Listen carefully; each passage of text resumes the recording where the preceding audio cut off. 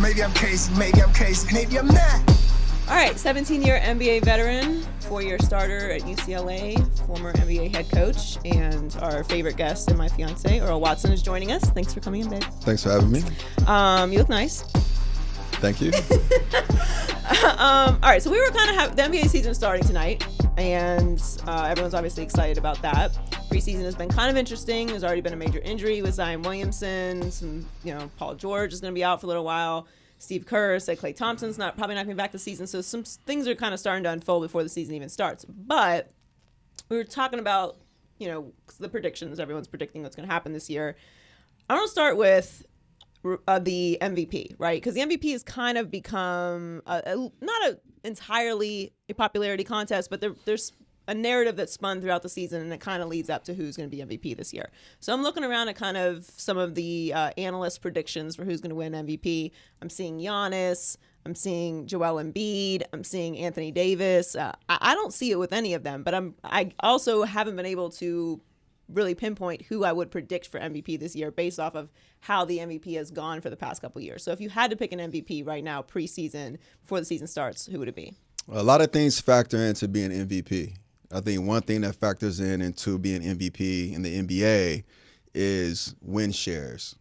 What team is going to be dominant and maybe win their conference. So, Milwaukee's going to be there every year. Right. And then behind them you have Embiid, and if Simmons can hit threes, maybe he's in that running. But when you go to the West, I think the Lakers are going to win the West. And the only reason why I say that is because if you really track Kawhi's history of playing since the injury, just one season, he's not going to play every game. Right. He's going to do, the load management. He's going to pace himself. He comes from the San Antonio Spurs, kind of like, program of, Pop believes in pounding the rock. That's their motto, pound the rock. You pound the rock every day, and the rock breaks in June when you win a championship. And He's going to pace himself towards that. So that tells me, just like last season in Toronto, they're not going to win the East. They're not going to be the number one seed, but he doesn't care. Because if you're playing the Lakers for the Western Conference Championship, where's the game? It's in L.A. Right. So it doesn't matter. You don't have to travel. So he's going to pace himself and be ready for the playoffs. The Lakers and LeBron only knows one way when he's healthy. That's every game possible. He's going to play. He's going to be dominant. There's no way Anthony Davis is going to have better stats than him because LeBron's going to have the ball. Even if Anthony Davis scores more points, who's giving him the assist? LeBron. Right? So I think LeBron's going to be MVP of our league, and I think he's coming back. And he's not going to talk about it. He's going to subtly just let all the predictions go out there, and then before you know it, down the stretch, LeBron is putting up crazy numbers. My only thing is I feel like LeBron will be cannibalized by AD and vice versa. And I also don't have a lot of faith that Anthony Davis is going to not miss games because he has a tendency to miss games. Yeah, and LeBron doesn't, only when he's really injured. So the thing about LeBron, here's basketball, right?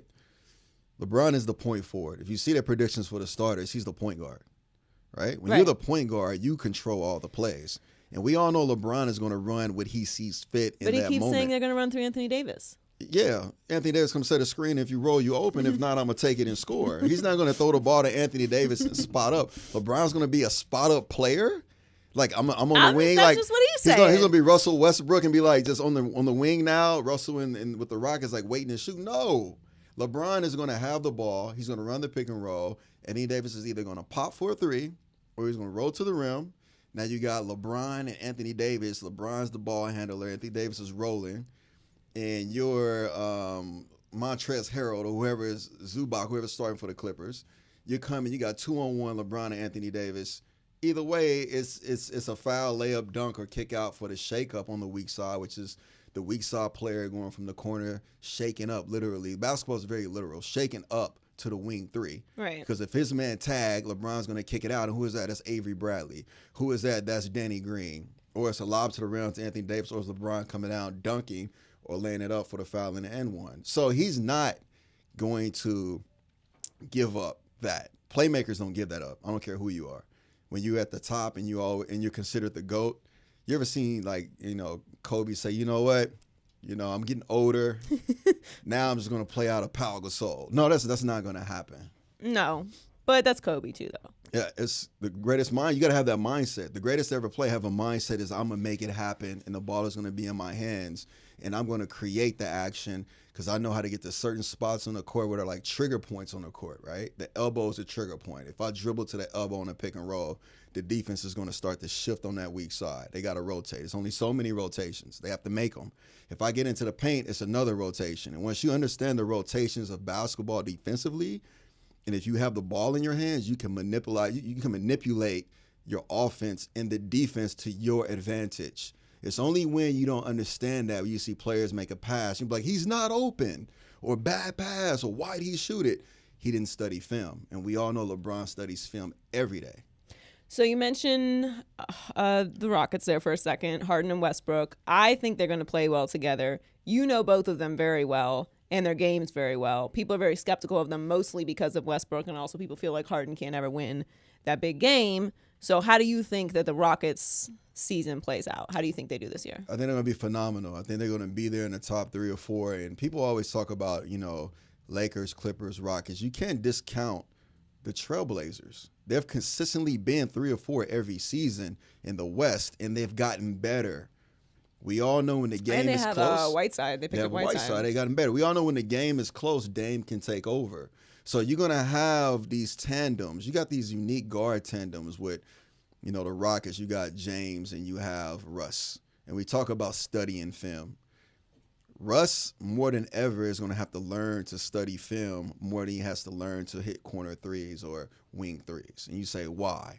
Because when you go into playing a team, right, say you're going into playing Portland Trailblazers and you're the Rockets, you have to know how their defense is set.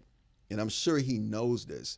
But do you know the 3rd and 4th rotation? Do you know the 5th rotation of their defense? Because that's when you need to really take your game to another level, and that's where Russ is going to be way more efficient.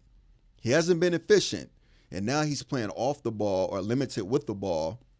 He has to be more efficient than ever, otherwise his numbers are going to go down as far as field goal percentage. So in the East, obviously I love the Miami Heat, but the East is a little bit different this year. The Raptors aren't going to be the same. Obviously, the Bucks and Philly, everyone's kind of assuming they're going to be at the top.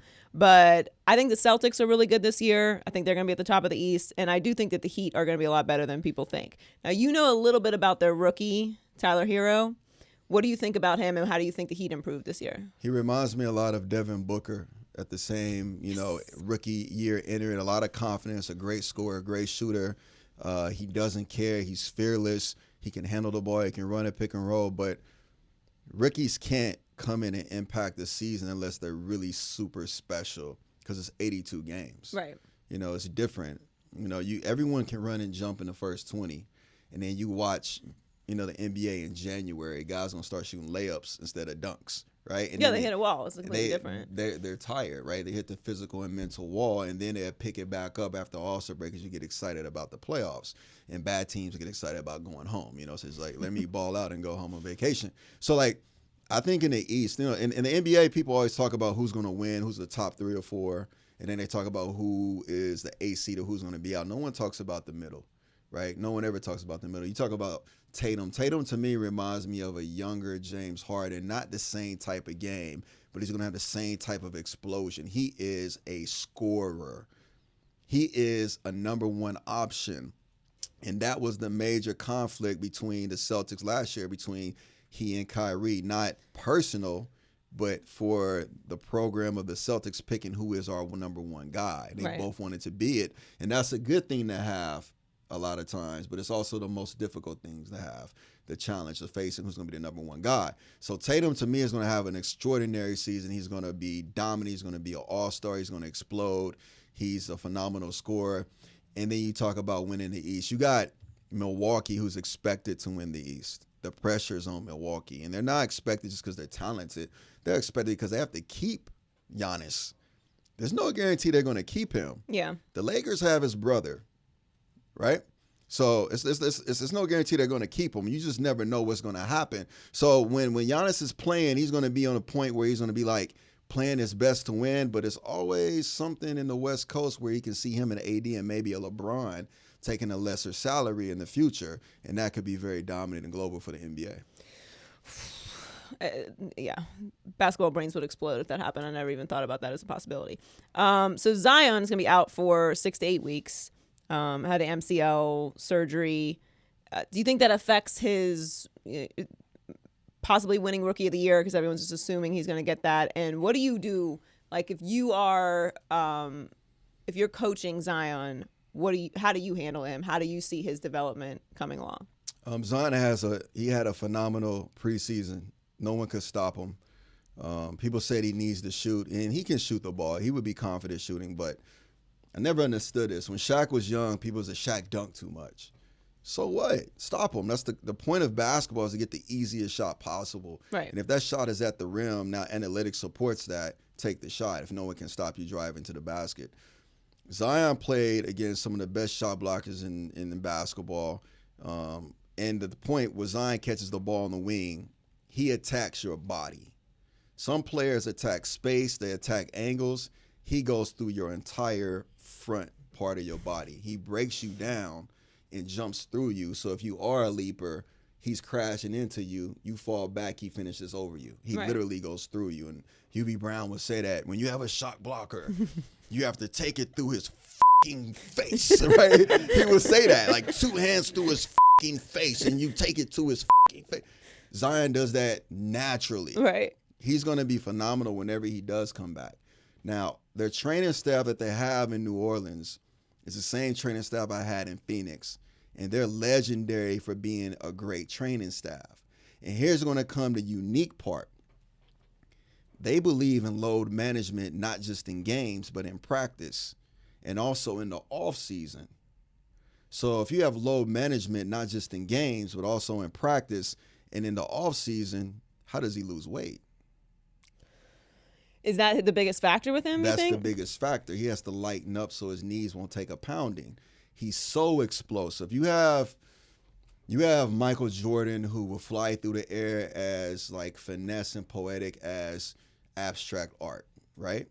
And then you have Dominique Wilkins, who just came through with force, and Charles Barkley, and just landed like, like a torpedo, like boom, hard landing. Then you got players who are, light on their feet, like, Gilbert Arenas was very athletic. He was light on his feet and almost like ballet. And then you have players like Derrick Rose, who was forceful. You have Russell Westbrook, who is forceful. You have LeBron James, who's forceful, who's very forceful, but he lands soft. Then you have Zion, who just lands heavy. Boom. Everything is forceful. Everything is pounding. Everything is heavy. He has to lose weight. But where does he lose weight? Because NBA players are not going to go swimming. We're not going to go really to spin. We don't want to go to spin class. We're going to do hot yoga. I struggle getting NBA players into hot yoga. That's an older veteran thing. Right. So how is he going to lose weight? You tell an NBA player to lose weight, I just play pickup all day. Let's hoop. Right. They want to hoop. But if you have load management and you can't run and you can't pound, where do you lose the weight? So they have to be very creative and have some measures for him to lose weight, because it has to happen now. So, I highly suggest hot yoga, but Hot yoga is good, but you ain't going to see Zion in hot yoga. But hot yoga would actually be really good for Zion. It's no impact on your knees. Helps lose weight. Becomes more flexible. He's at the point now where he has to start running, because the season is starting. Hot yoga in June and July to lose weight makes a lot of sense. Hot yoga the first week of the season, it's almost too late. Like the test is today. Like right. That's like studying the day of the test. It's not going to work. What do you think is the best storyline for this season? Because everyone's going to focus on, obviously, the Lakers and the Clippers and Battle of LA and Zion, like we just talked about. But what do you think, other than those, ones that mainstream storylines everyone's focusing on, that we should pay attention to? Utah Jazz, Mike Conley. Mike Conley is one of the best point guards at that position to play in the last 15, 20 years. He's really that good. Every player on another team will tell you, when you face Mike Conley, it's tough. He can run a pick and roll. He can shoot behind the pick and roll. He can get in the paint, and he knows angles. And most players, when they come off a pick and roll, it's 2 dribbles removed, 1, 2. And then you start to feel uncomfortable because the defenders are so long, right? Even my wingspan is 6'8". I'm 6'1".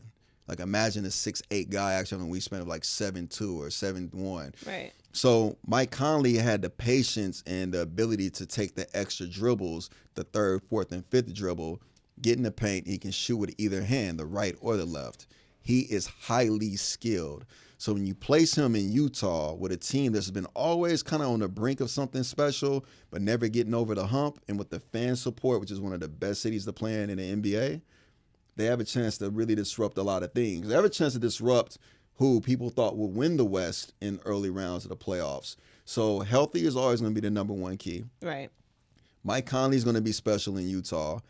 And then what's changing the NBA more than ever is load management. We don't know who's going to play most of the games. We just don't know. We learn as we go. So we don't know if load management is going to hit the Lakers. We know it's going to hit Kawhi, but it's going to hit Paul George. I don't know. Well, Paul George, we probably won't see Paul George for a couple months. So when he comes back, will load management hit Paul George? We don't know, because a lot of coaches feel this way. They feel like we're good enough to get to the playoffs. I want our stars, our superstars, healthy, getting into the playoffs. So the Celtics are going to do the same thing with their young guys. Just let them go. There's no load management. But the Celtics might play a veteran team in the East. That might be load management. They might have great wins in the regular season, which is going to change during the playoffs. Right. So the Warriors, obviously, we've talked about for, 5 years now? Yes. Heller and T are both Warriors fans. So you have to take a break this year, I think. So Steve Kerr said Klay's going to be out for he's predicting he's going to be out for the season, which to me is not news because it's an ACL. I don't know why anyone thought he was coming back early anyway. And I don't think the Warriors are ever going to rush back a player ever again after what happened to KD, even though that might not necessarily be one person's fault. It happened. So I don't see that happening. But we kind of still feel like we might be sleeping on the Warriors. Are we sleeping on the Warriors? Because they do have D'Angelo Russell, but they don't seem like they have a lot of depth. I don't like the combination of D'Angelo Russell as a starter with Stephen Curry. I don't like that combination. Klay worked better because, when you talk about backcourt and you talk about certain players, they have to fit. They have to make sense. There has to be rhythm, rhyme, and reason to it. Like, let's take it back. Rondo was great with the Celtics because he had Ray Allen coming off of pin downs, right? Right. He had KG, who was like the 6'11", 7'1" Draymond Green, playmaking and passing and quarterbacking.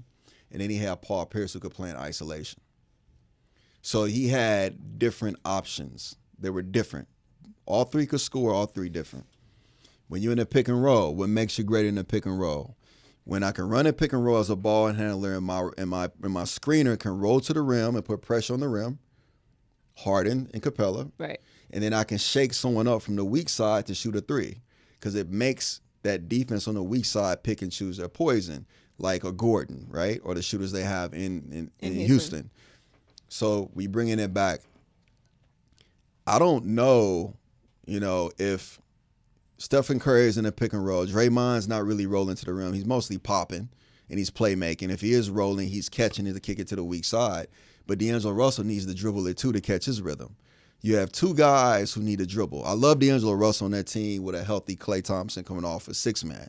But when you got two guys starting to need to dribble, the Warriors are known for what? Sharing the ball. Passing, 0.5 basketball. Drive it, pass it, shoot it, 0.5 seconds to make a decision. Don't hold it longer than 0.5 seconds. That's what Draymond was good at. That was Klay was good at. Stephen Curry was good at. And they gave Stephen Curry the leash to do more. They gave Kevin Durant the leash to do more. And what did people say? They're not the same. They don't share the ball the same. The ball's not moving.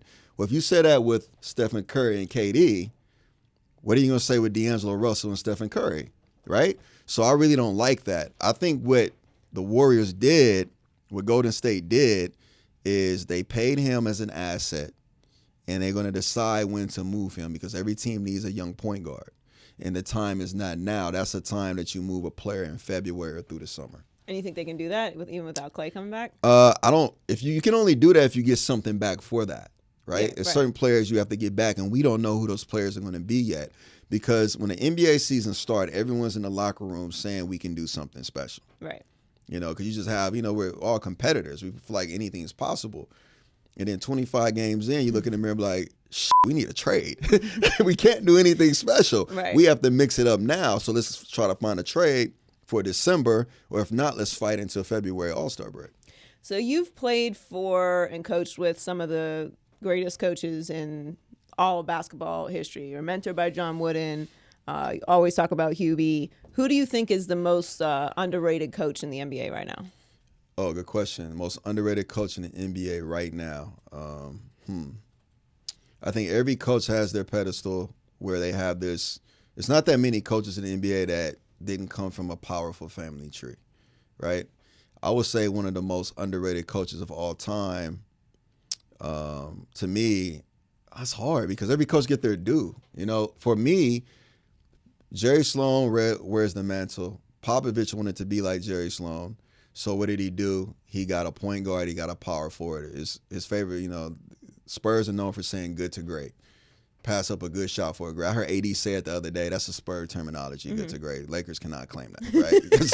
It's not possible. You can't claim someone else's lyrics in rap. You can't do it in basketball. That's a Spurs terminology, good to great. Pass up a good shot for a great shot. Right. 0.5 basketball, Spurs terminology. Pop wanted to be like Jerry Sloan. He loved him. That's probably why he cusses all the time. He just loves him. The same as far as like strict, regimental, pound the rock, everything done the same way, same plays. The pregame board is simple. Basketball is simple plays, great players, right? When Pop built the Spurs, he got a point guard, and they drafted a power forward, Tim Duncan, right? He had Avery Johnson. Avery Johnson gets old, who's he replace him with? Tony Parker. Tony Parker gets old, he's replaced with DeJounte Murray, and before that, he got LaMarcus Aldridge. He's going to keep that same routine because Jerry Sloan did it. John Stockton, Karl Malone. Right? What made the Spurs different is where Pop took the platform of Jerry and enhanced it is they got Manu Ginobili. They got a third wing scorer when the Utah Jazz never had one. They just had role players who could shoot, but they didn't have role players who can get you 30 to 40. Right? And what made him very different and more unique is that he started Ginobili off the bench because he felt like you couldn't start three scorers. So when you really start breaking down the greatest coaches, it's hard to break them down or who's the most underrated coach. Doc. No one talks about Doc. Yeah. Even though he won a championship, even though he has a chance to win it again, no one talks about him. He was he lost to Tobias Harris, right? And that was a bold move. And this is just my perception. I don't know. What I think happened is Jerry West saw a move for Kawhi Leonard. And saw ahead and said, we're not going to pay Tobias. Let's get him off the books now. And let's open up our cap so we can do something special in the summer. But this is going to put a lot of onus on you, Doc. Like, you can really crush your team. And what did he do? He brought them together and put their backs against the wall.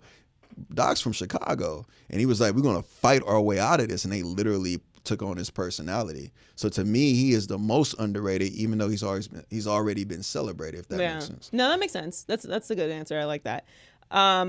So speaking of Doc, who do you think will win who do you think will be in the championship, and who do you think will win? Who do I think? I mean, it's all health related, right? But let's assume, So let's assume everyone's healthy. All right. So I say Clippers, and I say Milwaukee. And the Clippers win? Clippers win. And people say, oh, the Lakers are long. It's one of the biggest teams, tallest teams, in the NBA. Well, Milwaukee, wasn't that last year? Yeah. Right? They wasn't one of the biggest, longest, and tallest. Chris Middleton isn't small. Eric Bledsoe might have been the shortest one, but they wasn't one of the tallest. Kawhi is the Terminator. He doesn't care. He comes through every city and he dominates and he shuts down organizations, right? He slays you and he goes, you know what? I'm done slaying people from Canada, right? I'm going to go to LA. And even though LeBron is recruiting me to come to the Lakers, I'm not going to go to the Lakers. I'm going to go next door because it's my mission to now terminate you. And he does that, and he does it with no expression. Like, I don't know if he goes back home and he laughs about it, but he does it with zero expression. It's like he's the Terminator. Like, it just is who he is. He really is. Yes, he absolutely is. It is weird. I can't imagine Kawhi, like what's Kawhi do when he gets down? You can't tell. I don't know. Maybe he laughs. Okay, so before we let you go, we had our annual Halloween party this weekend, and you were Kylie Watson from Above the Rim, Dwayne Martin, and I was Vivian Ward from Pretty Woman. Now we went through a lot of different costumes about because he was going to be Denzel from He Got Game. Yeah.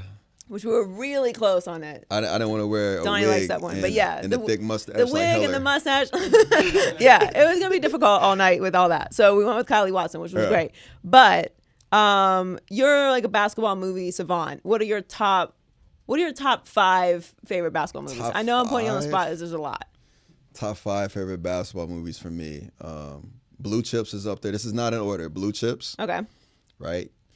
He Got Game, Above the Rim, Tupac. You got to go Tupac. Honestly, what really motivated me as a kid and it kind of captured me and I feel like I had a chance was Hoop Dreams. You know, the documentary movie of the kids from Chicago. Yeah. And the 5th one, this is one of the first basketball movies like I saw. And it was given to me by a really close family to me is Heaven is a Playground. And it's about basketball. It talks about the joys of basketball. But there's a lot of good basketball. It's hard to choose great basketball movies. It's a lot. I haven't seen one recently that really captures the essence of basketball. What are some of the recent ones? I don't know. You tell me. I don't know. I don't think there is any. Coach Coach Carter. Yeah. I love Coach Carter, but people think Coach Carter is corny. I had a coach like Coach Carter in high school. His name was Leonard Sparkman. Yo, with me in a huddle, and he had all these plays, right? And I played the point guard sometimes on offense, but on our team was short. I played center on defense, right? We're little, and we've been in a huddle. He'd draw up the play. I get out the huddle, and I'll draw up my own play on my hand, right? I tell, one of my best friends, Joe Mack, I'm like, hey, I know you drew up that play. F that. This is what we gonna do. I'm gonna come up to the wing, I'm gonna go back door and throw me a lob. And we completed it probably 85% of the time. And when we didn't complete it, he just started yelling from the sideline, pull me out the game, like just get on me. Like, he was like, you wanna coach a damn team? Get your own team one day. So he kind of motivated me to be a coach, So I was he planted the seed. Huh? He planted the seed. Yeah, I was like, okay, cool. I get my whole team. I'll show you like 20 years from now. Well, thanks for coming on, baby. Really appreciate it. You can check Earl out on NBA TV this season. So he'll be breaking everything down on NBA TV. And obviously follow him on Twitter. He's always good insight. And I don't tweet. Sometimes you tweet. You act like you don't tweet, and then you'll low key just drop something, and then just what you do is you tweet, and then you don't check it. That's I tweet what you do. 10 times a year. No, you don't. You tweeted like 10 times. Okay, you don't tweet a lot, but you do have you do drop gems on Twitter though. You just don't check it. You don't get involved. 10 times a year. You and Ryan get involved. Yeah, I mean that's Ryan. He comes to my house and he speaks for himself. Talks crazy about the Chiefs. Yeah. But thanks for coming on, babe. Appreciate it.